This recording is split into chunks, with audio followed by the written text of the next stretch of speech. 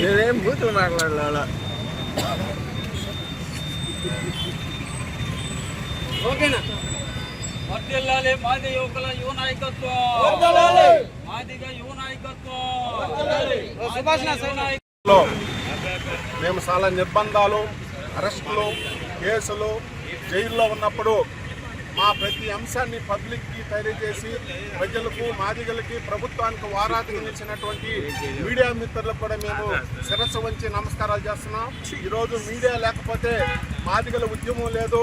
మాదిగల ఉద్యమానికి అండదండగా ఈరోజు మేము పేదవాళ్ళం అయితే ఉండొచ్చు, కానీ ఉద్యమం పేదగాని కానికుండా ఈ యొక్క ఏదో మారుమూల గ్రామం నుంచి అత్యున్నత స్థానం సరే సుప్రీంకోర్టు దాకా పోవడానికి కారణం ముఖ్యంగా రాజకీయ పార్టీలు ప్రజాస్వామ్యం అయితే మా యొక్క గొంతును కూడా వినిపించినటువంటి మీడియా మిత్రులకి మేము ప్రత్యేకంగా ధన్యవాదాలు తెలుపుతా ఉన్నాం.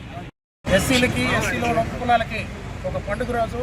ముందుగా ఈరోజు ఎస్సీలో ఉన్న అన్ని కులాలకి, అన్ని వర్గాలకి రిజర్వేషన్ అందాలంటే వర్గీకరణ తప్పనిసరి అని ఈరోజు ఉన్నత న్యాయస్థానం సుప్రీంకోర్టు తీర్పు ఇవ్వడం పట్ల ముందుగా హర్షం వ్యక్తం చేస్తూ ఈరోజు ఈ వర్గీకరణకి మద్దతు ఇచ్చిన అన్ని రాజకీయ పార్టీలకి, ప్రజా సంఘాలకి ఈ వర్గీకరణ కోసం ఎంతోమంది అమరులైన వాళ్ళకి అంకితం చేస్తూ ఈరోజు మద్దతు ఇచ్చిన మోడీ గారికి ప్రత్యేకించి, అలాగే చంద్రబాబు నాయుడు గారికి, అలాగే రేవంత్ రెడ్డి గారికి, ఇంకా అనేక పార్టీలకి, అనేక ప్రజా సంఘాలకి ఈ వర్గీకరణ కోసం ఎంతో మద్దతు ఇచ్చారు, ఎంతో సహాయం చేశారు.